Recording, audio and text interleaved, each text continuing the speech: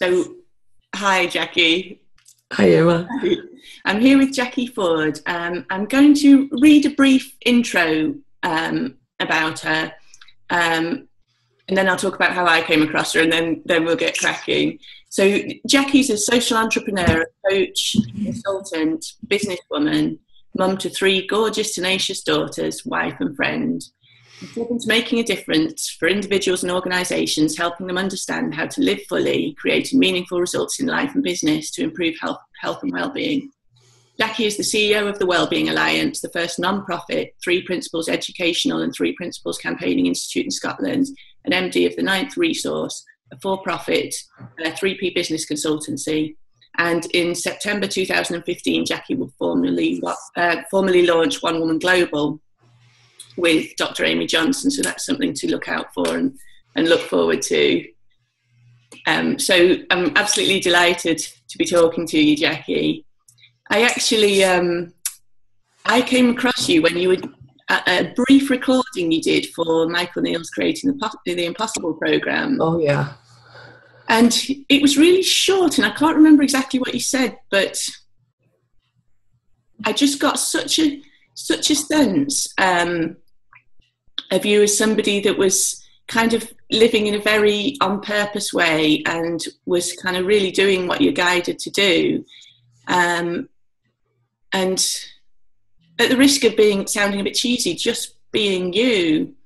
And I remember then I thought that I'd like to have the opportunity to talk to you, and that's kind of what led to our first chat a couple of weeks ago, which I really enjoyed. And so I've got you back again to talk for the Coaching Network.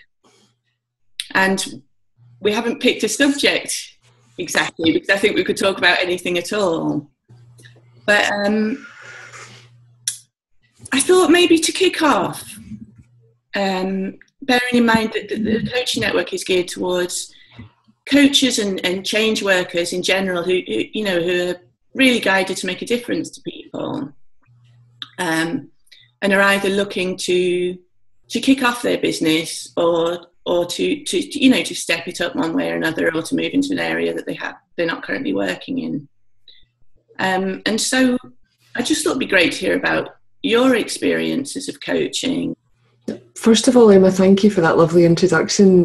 When I first spoke to you a couple of weeks ago, I just automatically fell in love with you. I thought you've got a lovely, lovely heart, and I can see it in your face. You're just a really, really heart-centred person. So I'm delighted to be here and delighted to be doing this for you and with you. Thank you. I think the first thing that I would say is all of the things you've spoken about leadership, entrepreneurship, coaches, they're all labels that we give ourselves. And in reality, they don't exist. So when I'm working with people, I work from a place of being. Just being, and being in the moment with that person. Seeing them as who they truly are, and being who I truly am. And that's where the magic happens. That's where you're guided to your wisdom. You hear what it is that will be right to say to that person in that moment. I've noticed this more and more as I've started to understand more and more about the three principles and this understanding and living from this space, that the more grounded I am in the moment, and the more that I can create that space and hold that space to have a conversation, whether it's with a coaching client, whether it's with my family, whether it's with a politician, or a senior leader in a company, the more my wisdom guides me to be able to point that person to what it is that they might want to see. So I don't know if that answers your question. Yeah, it does. It's so easy to be with someone and not be with them at the same time.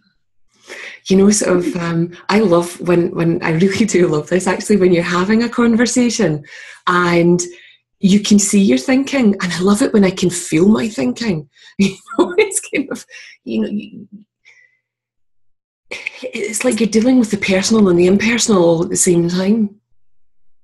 And you're not quite sure where to go next.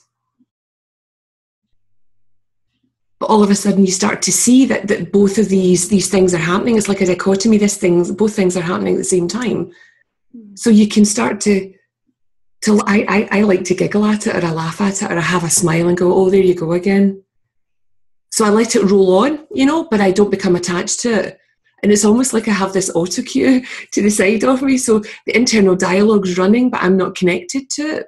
So I can see it, but I can just go on with what it is I'm meant to do. I had this experience a couple of weeks ago. I was in speaking to a senior politician in the Scottish Parliament, and I really didn't feel very well. So I'd gone in, and because I was in that lower state, I felt I was in that lower state of consciousness. My mood was slightly lower than it would have been.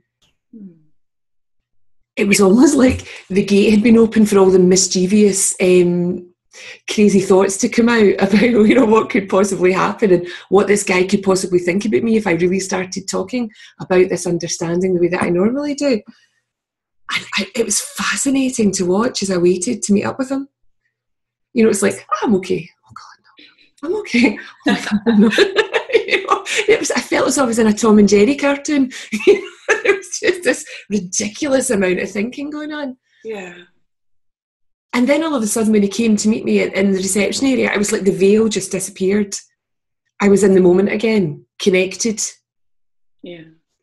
And we started to have a conversation, and even within that conversation, and what I love about this is, even in a lower state of consciousness or a lower state of awareness or a lower state of mind, wisdom still comes through. It still comes through. So we're having this conversation, and I'm looking at his face and I'm thinking, oh, he's not getting this, he's not getting this. You know, all this crazy thinking starting to happen. And then all of a sudden I just said to him, it's the spiritual nature of the principles that makes the biggest difference. That's what I've experienced in my own life, and that's what I've experienced most with the clients and the community groups that I work with. And he sat back and he said, oh, I get that. I have a Buddhist monk that comes to meet with me, and he talks to me, and I just thought, wow. So we both just settled into that moment, and at the end of that call, he invited me back, and he said he'd help me get senior politicians along to the parliamentary event later on this year. And that's what I found time and time again, Emma, that even in these places where we're working with clients and perhaps we start to get a bit of extra thinking about things, or preoccupied thinking, I tend to call it. It's kind of like you write a sentence and you say, that's all, folks, full stop. That's me when I'm in that state of being. That's all, folks. Boom. But when I'm not in that state of being, it's like, that's all, folks. Boom. ... You know, there's so much goes on after that. So it's almost like, and this bit, and I just want to qualify it with this. Yeah, it's like this whole mind map appears in my head. You know, like boom, boom, boom. And that's more and more and more realizing that when you come from that place, you really can't go wrong, because there is no wrong. So when you speak to me about leadership and you talk about action orientation, it's the same thing. When you're in that place of, it's like congruency. What I've written is who I am. It might not be in the first draft, but you'll hone it in and you'll get it to be the way that you want it to be. This conversation, you know, that we're having is all coming from mind. We haven't thought about what we're going to say. We've not rehearsed it. And I know that I'll say what I meant to say in this call. And I don't go back and listen, because It's done. And if something occurs to me afterwards, oh, I could have said that, then I'll drop you an email and say, well, I could have said that, but that's okay. Or I might just let it go. So when people are working with other people, and to me, I love the word leadership, because for me, a leader can be anybody. It can be a child on a playground. It can be the cleaner in an organisation. It can be the CEO. It can be the personal assistant. It can be a mum. It can be anybody. Anybody who has the ability and the groundedness and the earthiness for people to see something in that person that they want to follow. That to me is what a leader is. So when I work with leaders, that's something I'm pointing them back to.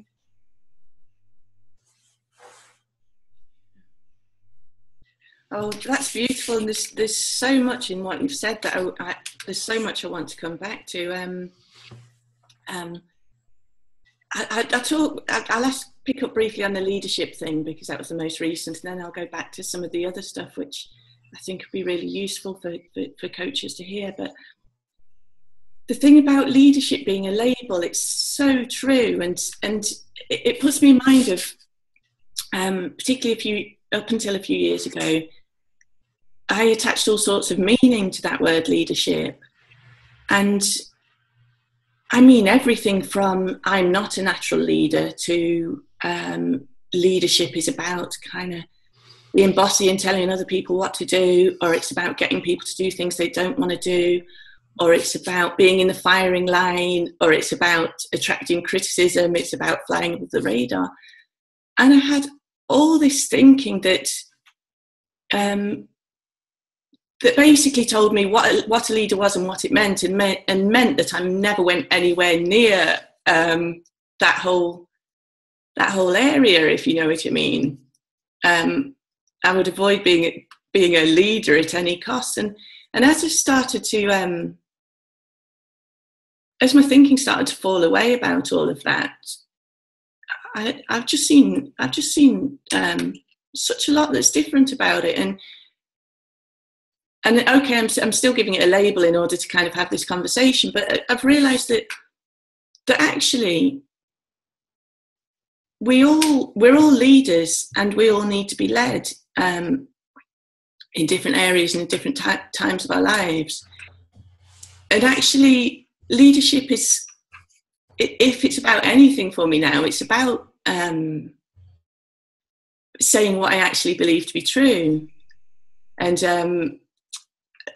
I listened to something, an audio by Jamie Smart, and he was talking about embracing your own personal weirdness. And I just loved that, because it's about, to me now, it's about being not running away from that one thing that you've got going for you, which is what makes you you, and what you believe to be true, and what you can see in that moment. And as you get okay with that, the space you're able to hold for other people and the impact you're able to have for them in a positive way, it just changes enormously. And the beauty is that as you see that everything you're afraid of is made of thought, you don't fear the criticism either. And actually, it's the only way to touch people, because if you're going to do anything or be in any way remarkable, the very nature of it is that it's going to get remarked upon. And it's really worth it. It's seeing that you're not sitting in front of a leader. You're not sitting in front of anybody who's any more different than you are. It's seeing another human being. And what I love is, and I often say this to people, what I love is working with human beings, then all of a sudden it's souls that are dancing together, conversing and connecting at that deeper level. And that's where the magic happens, as far as I'm concerned, is when you're able to see the true essence of another human being and see them as who they are. then you can both just relax and be. And like you say, Emma, embrace your rudeness.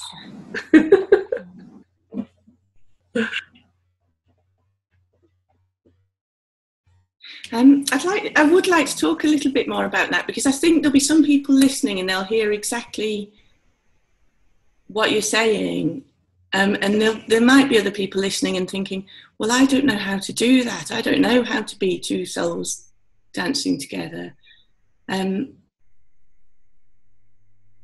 So could you just talk a bit more about that, around it?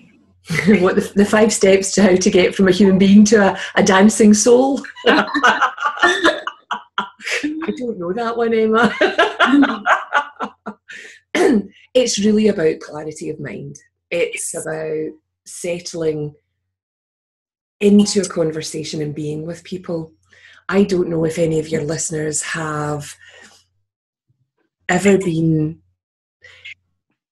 in a conversation with someone, and in that conversation, it's not the only conversation that's going on.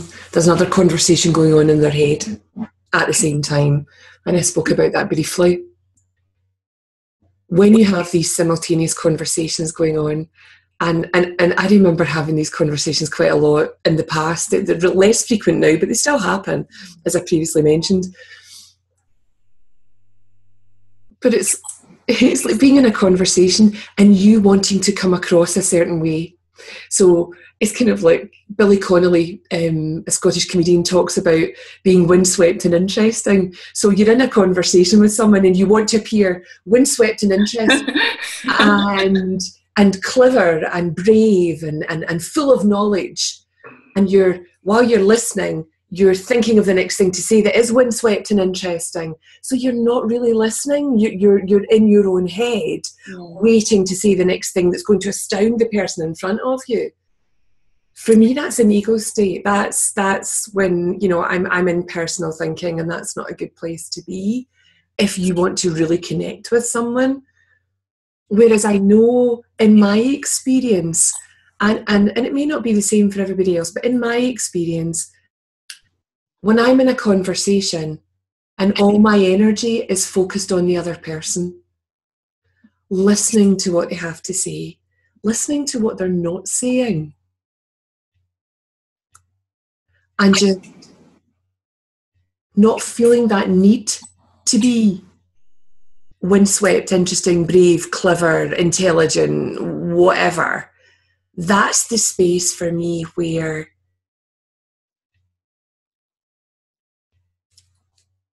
it changes from being human beings to souls, because you really start to see the other person, because you're not so clogged up with your own concerns, your own interests. I'm sure everybody's had an experience where you've listened to someone speak and you've just gone so quiet inside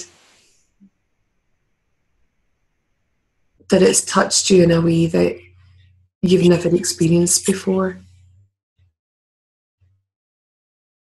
Yeah. That's all it is, really.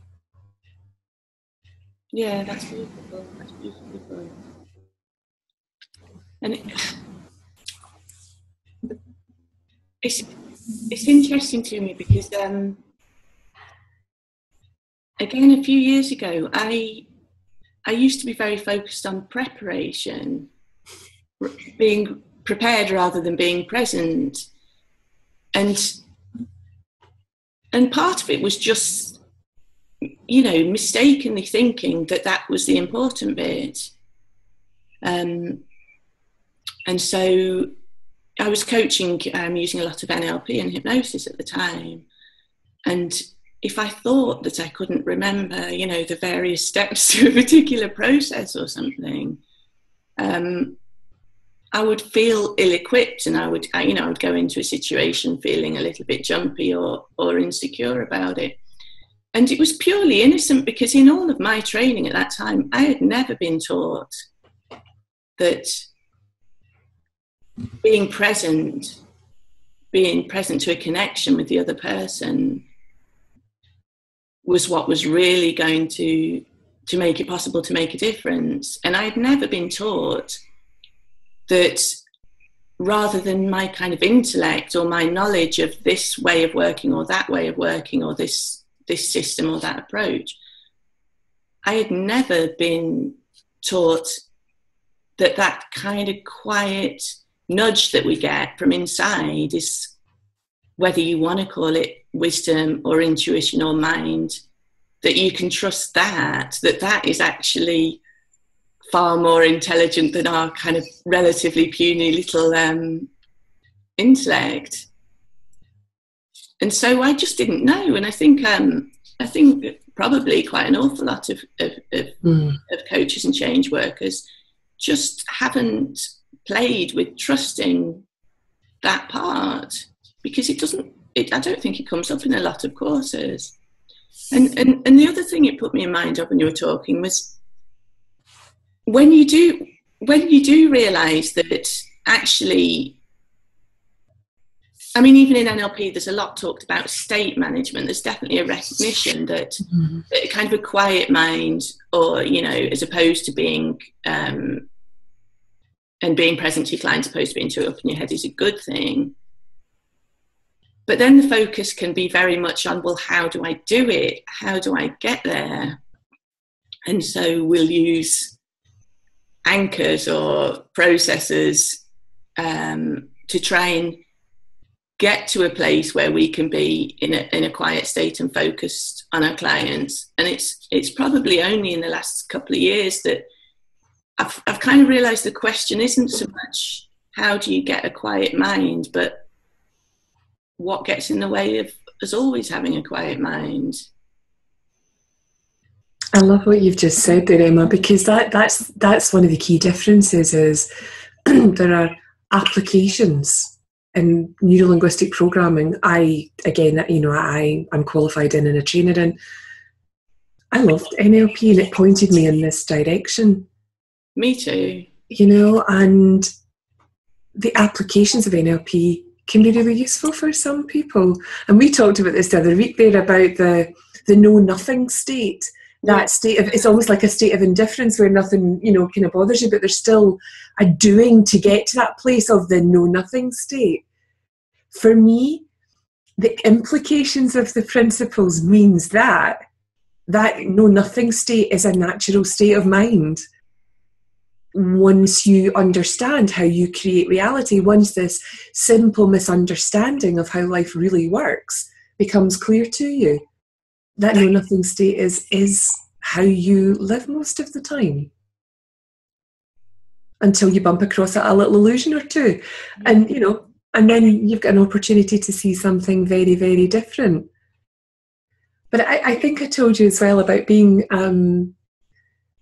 the Teaching Conference one week, and just sort of how smooth the energy was in the rooms. I'm such a hippie.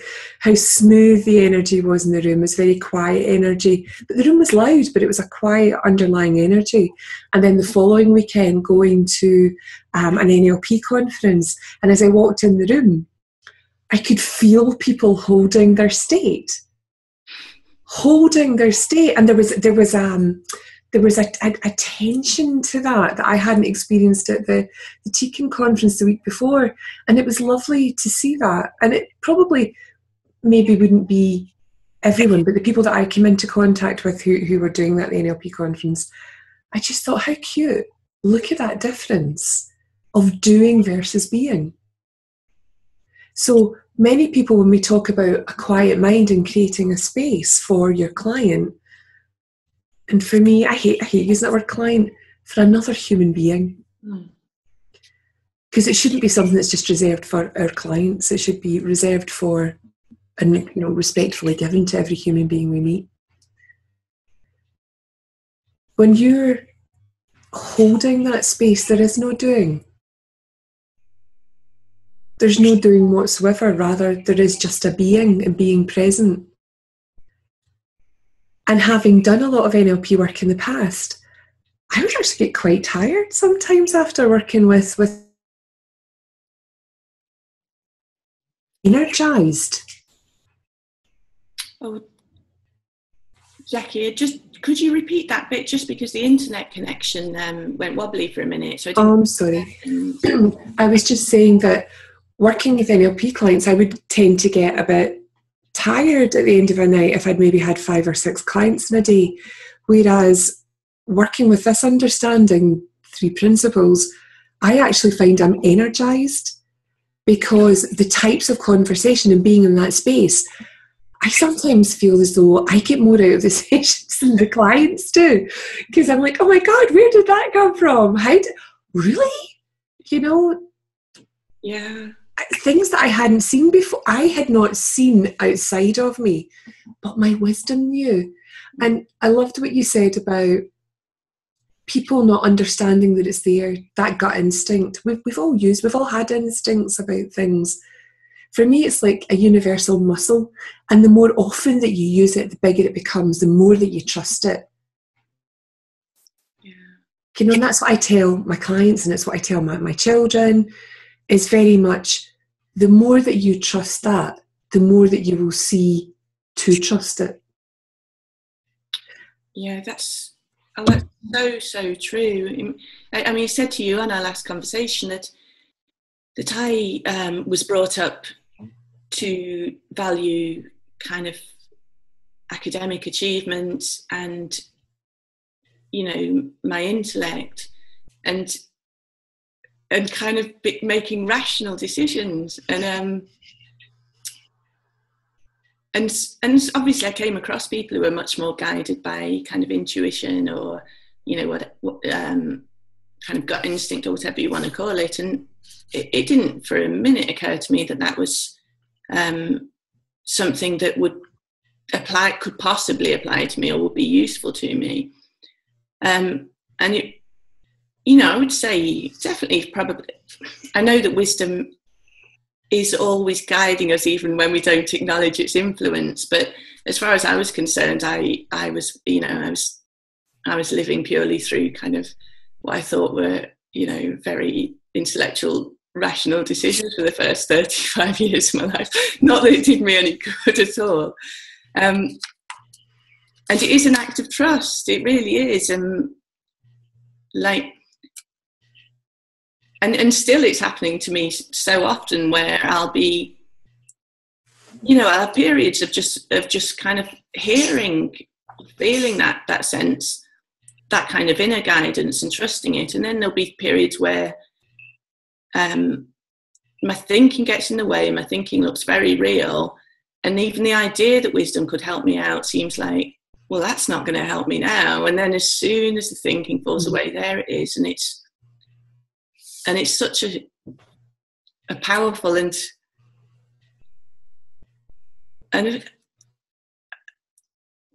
just looking for the right word. It's a far kinder and more intelligent system. I mean, the result of me following my intellect, and the funny thing is, it wasn't rational in the slightest. I made the most irrational decisions, one after another, and thought that was me making sensible choices.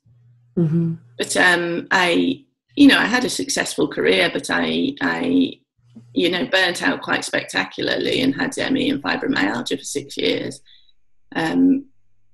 And in a way, that was my chance to discover a different way of being, and of being guided by wisdom. And one of the reasons I mentioned that was because it's interesting to me to do with what we were talking about, to do with NLP and so on, is that one of the keys to my recovery was a process based on NLP. And as preposterous as it seemed to me at the time that a kind of psychological process could affect my physical well-being, just because that was something my eyes weren't open to at the time, it did work to a large extent. And with what you were saying about NLP, it just had me thinking that I kind of used it as a manual override for my system. And it enabled me to feel healthier and better than I'd felt before. So I thought it was amazing, and it did start me looking in this direction. But then I've since realised that living through kind of manually overriding your state and your feelings, it's still no substitute for just being in the states that are our natural way of being, when we just kind of get our fingers out of the machinery. Yeah, I love what you've just said there, Emma. I love what you've said about not trying to override our feeling states. And that's something that's been huge for me. And it's a direction I point my clients and my kids in as well. It's okay to feel. It's okay to let things pass through. It's becoming attached to them that's where the problem lies. That's where it doesn't help. When I see someone deeply touched by something and I see them crying and I cry myself, I know that they've seen something very, very deeply. And I actually see that as a sign of strength.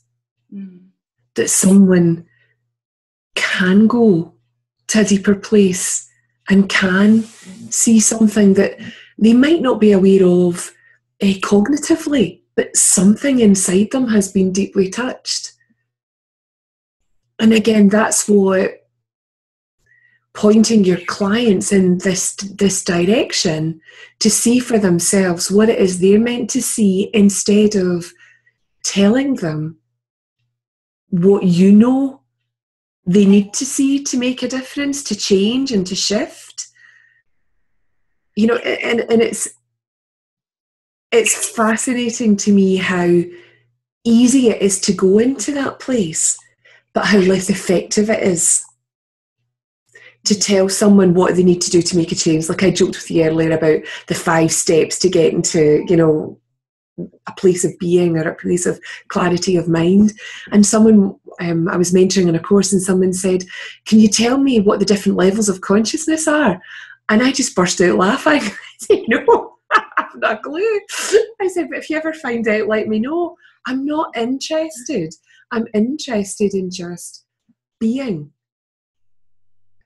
You know, I think that's what's happened to me, Emma. Sort of all the technical, how do you get from here to there? How do you get clarity of mind? What does that mean? It falls away and it becomes funny when you hear people talking about it. Because it is all a game and we make it all up. And once you have that insight that life is a game and it is a contact sport, you're going to get bumped from time to time. And that's where having the grace and the elegance to not be afraid of what you're feeling. See it for what it is. But don't let your thinking get you. Have your thinking, but don't let your thinking have you in that moment. And your wisdom will guide you. If there's something you're meant to do, it will guide you to do it. And it will guide your clients to do it as well. And that's the kind of place that I operate from. Yeah, and when you do operate from that place, when you really, really see that you have everything you need, and you really, really see that your clients do too, they feel that from you. And I think it changes things enormously. I think when I used to go into client sessions feeling a weight or a pressure to fix something or to resolve something or to find something, the energy I had with that, it wasn't conducive to them, getting the best possible result. And they did get results. They still got great results because they have everything they need. But when you're kind of standing on the solid ground of knowing that to be true, and you're just waiting for them to see it for themselves, that's just a different, space you're operating in. Mm-hmm. And I just wanted to say something about that thing of not being afraid of your feelings, not being afraid of your experience. It just frees you up so enormously to let whatever it is, wisdom, intuition,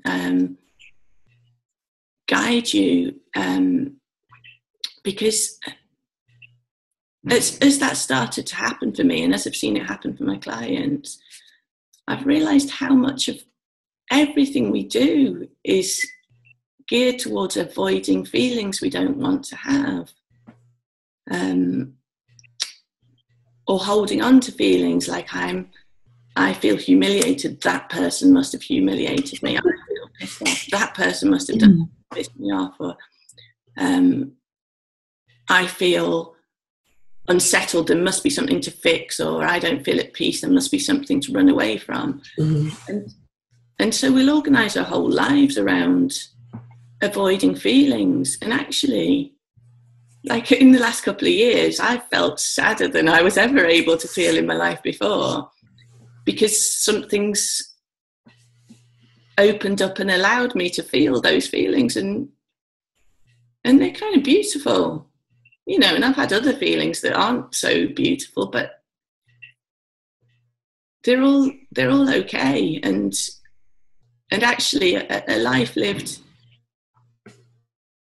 experiencing them all in all their richness is so much more beautiful than the life I was living when I was trying not to have those feelings that I didn't want. Yeah, that's gorgeous. Yeah, being human, Emma. Yeah, and then allowing everybody else to be, allowing your clients to be, and allowing your children to be, and seeing how resilient and unbreakable we all are.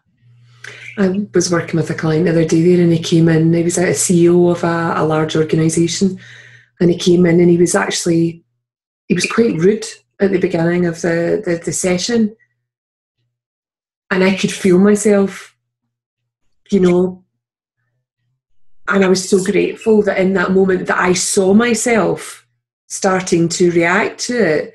At the same time, I was able to sit back again and see that he was not in a good place. So to see that compassion in others and to see their low state of mind, again, gives you another way to trust your instinct. But I love what you said about being fearful, because that's something I'm coming up against time and time and time. I'm coaching quite a number of people who are just starting to earn their living with this understanding, and people that are crossing over from NLP into sort of using the three principles, and people that have you know, just have decided they want to share this and they want to create a business with this. And it is amazing, Emma, how many people are still operating from a place of fear, approval, judgment, criticism, that they can't see through their own stories yet. They see some areas of their life very clearly. They feel as though they have an understanding of the principles, but they still have buckets of illusions and areas where they're not seeing it clearly yet. And I love being able to point people back to where they're seeing this just through the conversations that we're having, because it's something that's dropped away for me over the last 4 or 5 years is fear. And I never realised how much of my life that I lived from that place. I really had no clue. I had this huge insight, and it was about surrender. And then I grew up in the middle of 2 brothers, so a lot of my insights seem to have battle themes associated with them. Don't know why. Too many cowboy and Indian movies, I really don't know why. And you know, another one was about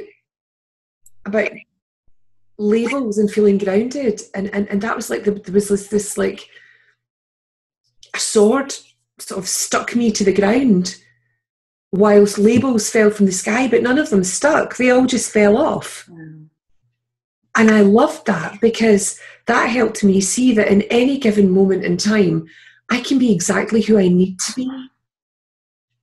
Maybe not who I, from an ego standpoint, want to be. Yeah. That windswept and interesting person. But who I need to be in that moment. And time again, that's proving to me that being in that state of mind, that clarity of mind, the wisdom will come through and you will say exactly what you need to say at any given moment in time. You will be what you need to be at any given moment in time. Yeah. So being able to realise that being fearful of things is just another film noir that you're creating for yourself. It's another story. Mm. Sorry, I was just going to say, you don't have to live that story. You don't have to be a character in that story. No, that's beautiful. And at the same time, you can't see through it until you can see through it. Yeah. You can't tell yourself it's just this or it's just that, because you'll see it when you can see it. Yeah. It's put me in mind of it's another thing to do with ME and fibromyalgia and stuff, but it seems really pertinent. When I first recovered using these, NLP and hypnotherapy approaches, I had such a desire to get out there and tell everybody in the world that it's possible to recover. And so I beavered away writing my program, and I did so much research into the science of it, psychoneuroimmunology, and the hormonal biochemical aspect and what goes on at a cellular level. And I put so much research into it. And then when it came to actually going out there and telling people about it, there was always more I needed to find out or know. There was always this objection or this qualification I needed to be ready for. And because this is just the way it looked to me at the time, because people with suffering from these illnesses are understandably very defensive about the idea that there's a psychological route to wellness, because there's already stigma attached to these illnesses. And, I needed to get all my facts right, and I didn't want to hurt anyone's feelings, and this, that, and the other. And then as I came across the kind of 3 principles and started to understand where my experience is coming from, I just, one day all at once, I just saw that every single thing that I thought was an obstacle was just fear masquerading as an obstacle. And it wouldn't matter how quickly how many obstacles I moved out the way or took down, another one would pop up, because it was fear just looked like obstacles. And quite often it does until it doesn't. And you're just waiting to see through it in a way. Because once it was gone, then I suppose it comes back to action as well. There was no, I could have used a load of techniques to motivate myself and pump myself up to take action and overcome all my fears, set my eye on the prize and make it bigger and brighter. Yeah. Or I could see that I was projecting the whole thing and it would just dissolve, almost in front of my eyes. And then it's obvious what the next step is. And when it comes from a place of genuine caring, like, this is so important to me, and compassion, and people feel that, and the ones that don't are hurting, and the criticism you get comes from people who are hurting. And actually, even some of the people who have been very defensive about it have sort of quietly approached me a little bit further down the line and said, I need to know more about this, or I'd like to know more, or whatever. And I suppose I'm just saying that in a way you always know what to do when kind of fearful thinking or approval seeking thinking or whatever kind of thinking isn't obscuring your view. Mm-hmm. And I think the thing to do, Emma, is not to question, why am I feeling this way? No. It's, what am I not seeing? Yeah. It's a very, very different way of looking at it. Yeah. And actually, sort of being in that place, I love being in that place where, if I get into a low mood about something, And I can say, you know, I can have the clarity of mind to say to myself, what is it I'm not saying? I know that I'll see it. I know that I'll see it soon. I know that it'll come to me, and I let it go. And it's that curiosity instead of fear of why am I feeling this way? Looking for all the reasons. In fact, what you're doing is you're looking for, what am I not seeing that I need to see? So you're looking for a gift. Yeah, that's lovely. I loved it when I first kind of had that sense that those areas where I feel uncomfortable are where I'm kind of waiting for a new insight, and I'm going to see things more clearly afterwards. And that uncomfortable feeling is kind of, if you don't get caught up in trying to fix it, you can just, oh, my internet's, can you hear me okay? Yeah, you're fine. Oh, the internet connection, it looked like it went for a minute. Yeah, you're just, you're waiting to see something new. And the funny thing was, is the first time I realised that, and I thought, oh, I'm okay with feeling uncomfortable, I got hit by a massive whammy of really uncomfortable feeling that just did not look like thinking at all. And I was, you know, I kind of fell in the pit for a little bit. And it's good, even if you fall in the pit and you can't see that you're in the pit, when you come out of the pit, you go, oh, I was in the pit. So even in that, there's a letting go. There really is.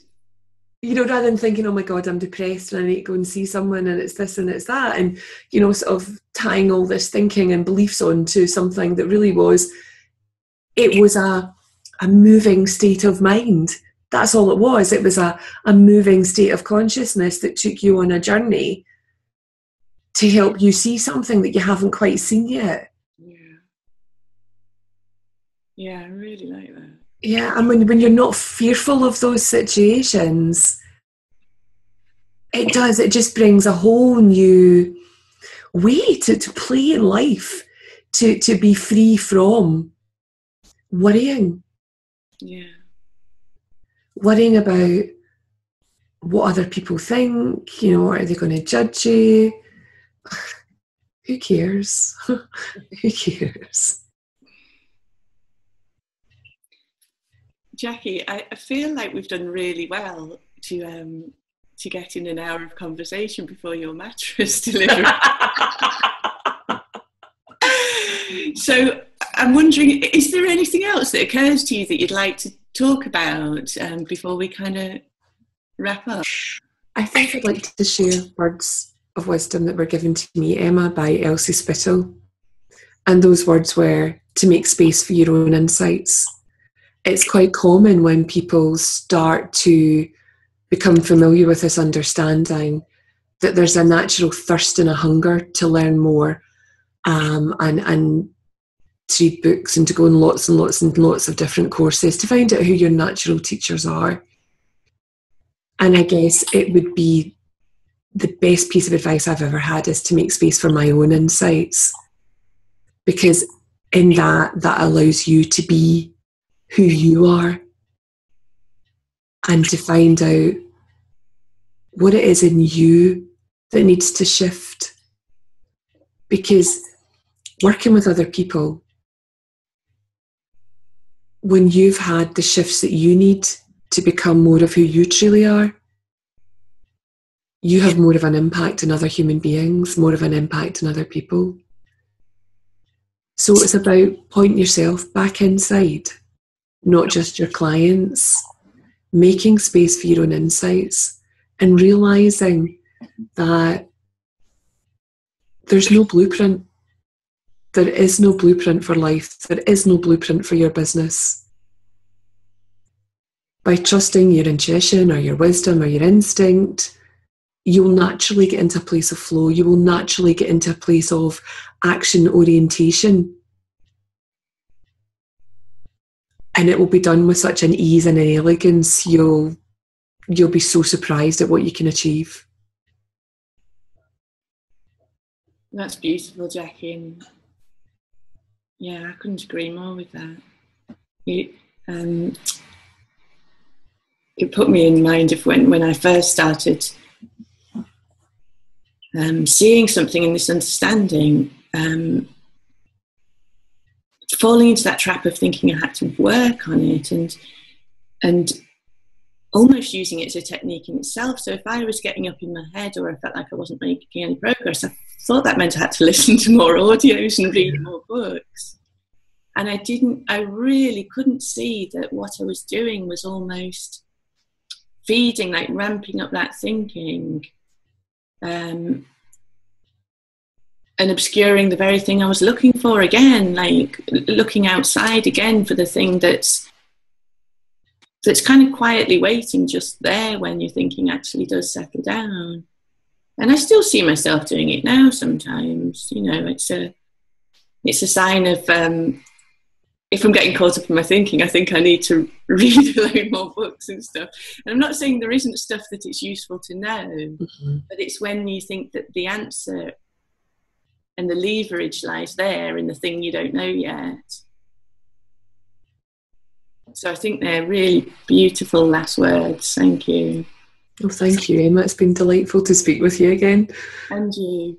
And what's the best way for people to get hold of you if they'd like to find out more about what you're up to? Because you're up to such an awful lot that I didn't even cover the half of it on the introduction. I think that's it. I'm just playing, Emma. I am playing for the first time in my life. I'm having such fun just playing and enjoying my life. And because I'm in that space, lots of things are happening. Because I'm not scared to go to that space. You're going to write on your website how people can get in touch with me. The website isn't quite finished, but hey, it's up there and it'll get populated. And if you really want to email me, Emma will put the email details on there. But I love working with coaches and business people who feel they are stuck, who can feel the enormous potential inside themselves, but don't quite know what to do next. That's the kind of people I love working with. Yeah. Beautiful. Thanks, Jackie. No, thanks, Emma. And I look forward to talking to you soon. Yeah, me too. Take care. Bye.